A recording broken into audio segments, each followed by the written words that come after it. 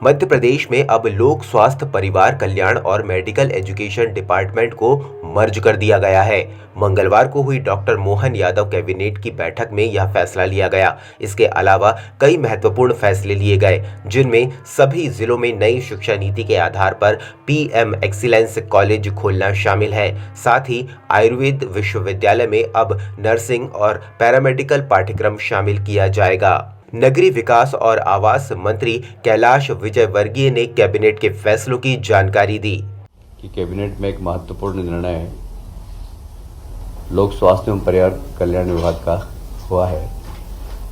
आप सभी जानते हैं, पहले चिकित्सा शिक्षा विभाग और लोक स्वास्थ्य एवं परिवार कल्याण विभाग अलग अलग थे। आज दोनों ही विभागों को एक कर दिया गया, जिससे कि इफिशियंसी बढ़े। नहीं तो हमेशा दोनों विभागों के बीच में फाइलों का आदान प्रदान होने से काफ़ी समय लगता था।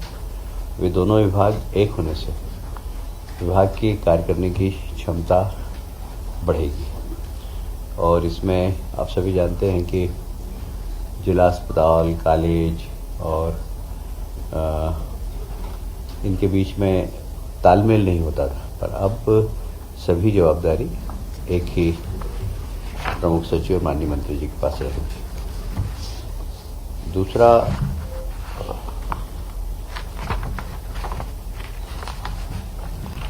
मध्य प्रदेश माल और सेवा कर संशोधन अध्यादेश 2024 जो कि वाणिज्य कर विभाग का है।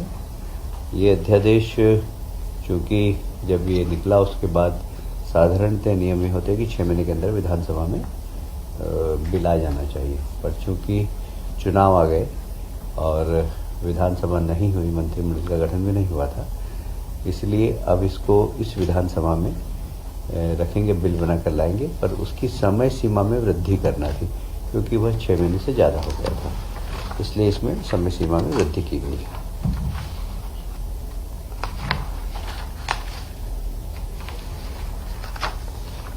मध्य प्रदेश आयुर्वेदिक विश्वविद्यालय अधिनियम 2011 में के प्रावधानों में थोड़ा संशोधन किया गया है, क्योंकि अभी आयुर्वेद विश्वविद्यालय चिकित्सा में दंत चिकित्सा, नर्सिंग, आयुर्वेद, यूनानी, होम्योपैथी, नेचुरोपैथी आदि के पाठ्यक्रम संचालित करती है। पर इसमें पैरामेडिकल स्टाफ को क्योंकि पहले एक आध कॉलेज हुआ करता था, कॉलेज की संख्या काफ़ी बढ़ गई है, तो इसलिए थोड़ा सा इसके पैरामेडिकल स्टाफ के जो पाठ्यक्रम है उसको ही यूनिवर्सिटी को देने का प्रस्ताव है।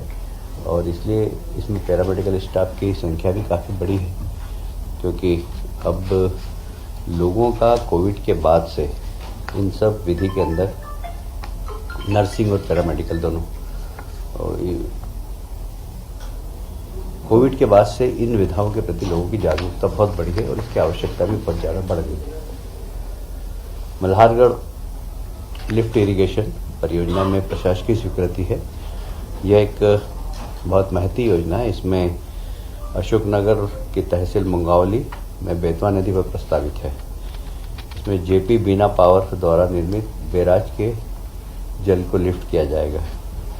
इसमें लगभग परियोजना में मुंगावली तहसील के 26 ग्रामों में 7,500 हेक्टेयर में सिंचाई हो सकेगी। ये गुना जिले का अशोकनगर जिले का बहुत महत्वपूर्ण किसानों के लिए योजना है। मैं समझता हूँ इससे किसानों की पर कैपिटा इनकम में काफ़ी वृद्धि होगी। परियोजना की लागत लगभग 87 करोड़ रुपए है। उसी प्रकार तलावड़ बैराज बांध, ये ड्रिंकिंग वाटर के लिए, ये रतलाम जिले में माही समूह जल प्रदान योजना है। इसमें मझुड़िया समूह जल प्रदान योजना स्वीकृत की गई है। इस योजना के लगभग ट्राइबल क्षेत्र के 1000 से ज़्यादा ग्राम प्रभावित होंगे और इसमें सिर्फ ड्रिंकिंग वाटर को, साफ लोगों को, जैसे प्रधानमंत्री जी की नल जल योजना है जो, उसमें कई बार पैसा मिल जाता है जिले के लिए, पर पानी की व्यवस्था नहीं होती है।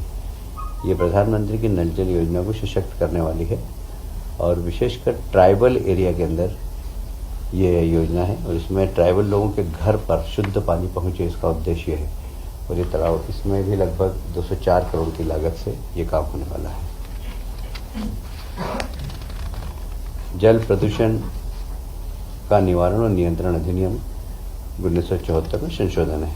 ये भारत सरकार का जल प्रदूषण अधिनियम, इसमें क्या होता है कि छोटी छोटी चीज़ों के लिए सीधा कोर्ट में जाता है। अब इसमें जहाँ भी जो फैक्ट्री है, जो उद्योग हैं या कोई भी ऐसा व्यक्ति जो जल में प्रदूषण करता है, उसको कोर्ट के अलावा हम अधिकार कोर्ट का अधिकारी को देना चाहते हैं, जिससे वहीं को ही तत्काल निर्णय हो जाए। नहीं तो चलान हो जाता है, कोर्ट में जाता है, फिर चलता रहता है और उससे काफ़ी परेशानी होती है। ये हम प्रस्ताव बनाकर भी भारत सरकार को भेजेंगे, भारत सरकार इसमें कानून बनाएगा।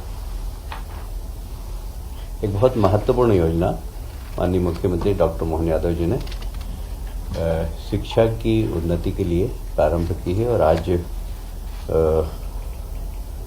कैबिनेट में उसका निर्णय भी ले लिया गया है। वह है मध्य प्रदेश के सभी जिलों में प्रधानमंत्री कॉलेज ऑफ एक्सीलेंस स्थापित करने के संबंध में। ये हर जिले में एक प्रधानमंत्री जी के जो नई शिक्षा नीति हमारी हुई है अभी, उसके अंतर्गत किसी एक महाविद्यालय में क्या क्या कमियां हैं, उस कमियों को दूर करके जो कॉलेज पहले से ही हैं उन्हें ही स्ट्रेंथनिंग किया जाएगा।